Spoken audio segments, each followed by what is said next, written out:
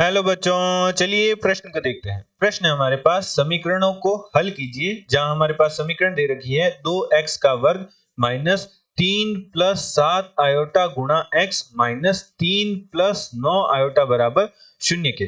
चलिए सर्वप्रथम हम प्रश्न के लिए मुख्य अवधारणा लिखते हैं। मुख्य अवधारणा, किसी भी द्विघात समीकरण के मूल ज्ञात करने हो तो हम श्रीधराचार्य सूत्र की सहायता से किसी भी द्विघात समीकरण के मूल ज्ञात कर सकते हैं। अतः हम मुख्य अवधारणा में श्रीधराचार्य सूत्र का अध्ययन करेंगे। मान लीजिए हमारे पास एक द्विघात समीकरण है ax का वर्ग प्लस bx प्लस c बराबर 0।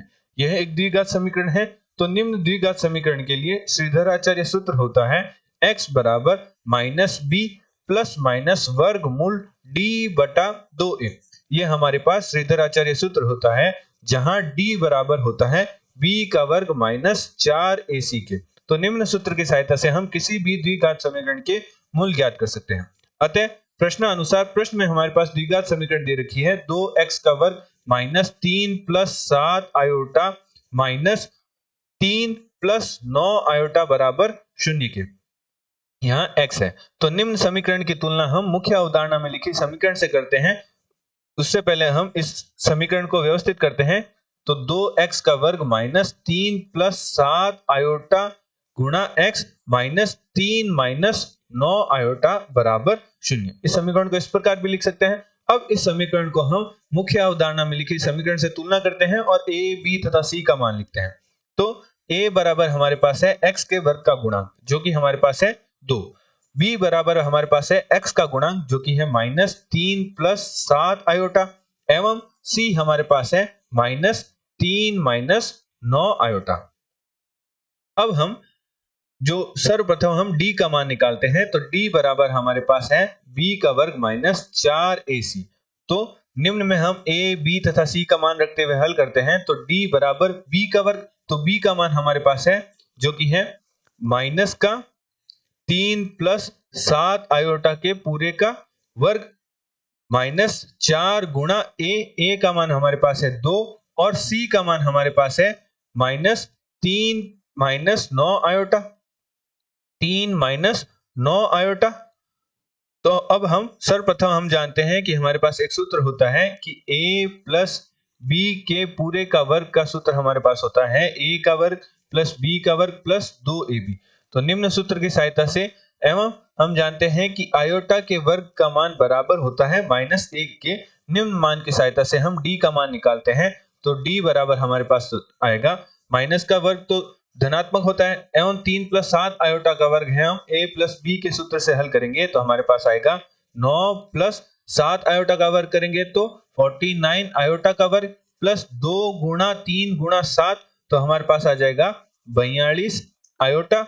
और हमारे पास जब माइनस का 8 की हम अंदर गुणा करेंगे तो हमारे पास आएगा 8 तिया 24, 24 और जब हम माइनस के अंदर गुणा करते हुए गुणा करेंगे तो हमारे पास आएगा माइनस का 72 आयोटा। हल करते हैं तो d बराबर हमारे पास आएगा 9 और आयोटा के वर्ग का मान माइनस 1 होता है, तो हमारे पास 9 minus 49 plus 42 iota plus 24 minus 72 iota. तो हमारे पास d बराबर आएगा 9 माइनस 49 और प्लस 24 से हमारे पास बन जाएगा माइनस का 16 और 72 आयोटा माइनस 42 आयोटा करेंगे तो हमारे पास आएगा माइनस का 30 आयोटा।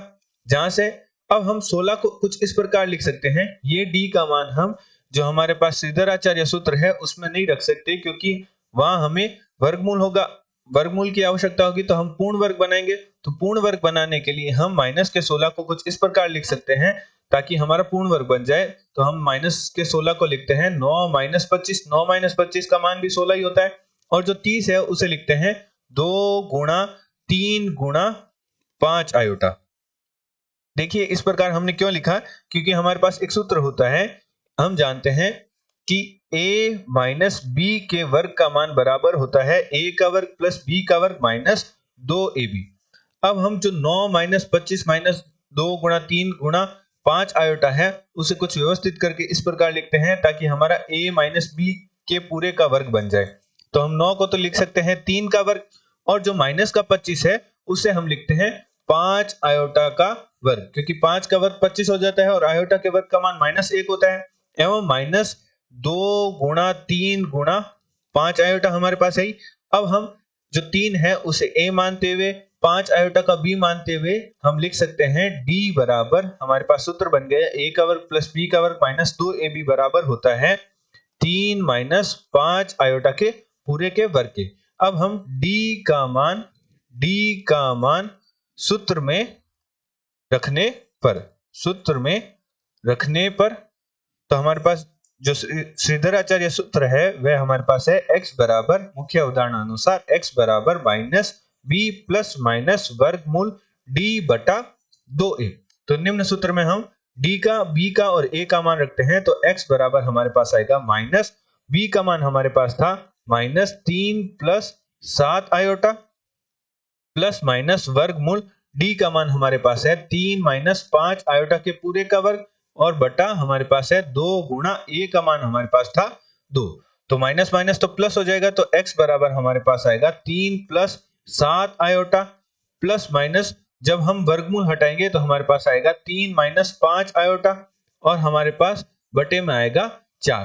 तो एक बार प्लस के साथ और एक बार माइनस के साथ लिखते हैं, तो प्लस के साथ हमारे पास x बराबर आएगा 3 plus 7 iota plus 3 minus 5 iota बटे 4, और एक बार x का मान माइनस के साथ लिखा जाएगा तो हमारे पास आएगा 3 प्लस 7 आयोटा माइनस 3 और माइनस के अंदर गुणा हो जाएगी तो प्लस 5 आयोटा और बटे हमारे पास है 4। तो यहाँ 3 से 3 कट जाएगा और 7 आयोटा प्लस 5 आयोटा मिलकर हमारे पास बन जाएंगे 12 आयोटा और बटे में हमारे पास है 4, जहां से हमारे पास x का एक मान तो आ जाएगा 3 आयोटा और दूसरे मान को हल करते हैं तो x बराबर हमारे पास आएगा 3 प्लस 3 हमारे पास हो जाएंगे 6 प्लस 7 आयोटा माइनस 5 आयोटा करेंगे तो 2 आयोटा बटे 4। ऊपर हम 2 उभयनिष्ठ बार निकाल लेते हैं तो हमारे पास बचेगा 3 प्लस आयोटा और बटे में हमारे पास 4 है ही, तो 2 से कट जाएगा तो हमारे पास x बराबर आएगा 3 प्लस आयोटा बटे 2। तो हमने मुख्य अवधारणा की सहायता से समीकरण के श्रीधराचार्य विधि की सहायता से हमने जो हमारे पास समीकरण थी 2x का वर्ग माइनस 3 प्लस 7 आयोटा गुणा x माइनस 3 प्लस 9 आयोटा बराबर 0 द्विघात समीकरण दे रखी थी। श्रीधराचार्य विधि की सहायता से हमने जो मूल ज्ञात किए, हमारे पास मूल प्राप्त हुए 3 आयोटा और 3 प्लस आयोटा बटे 2। आशा करते हैं आपको प्रश्न का समझ आया होगा। धन्यवाद।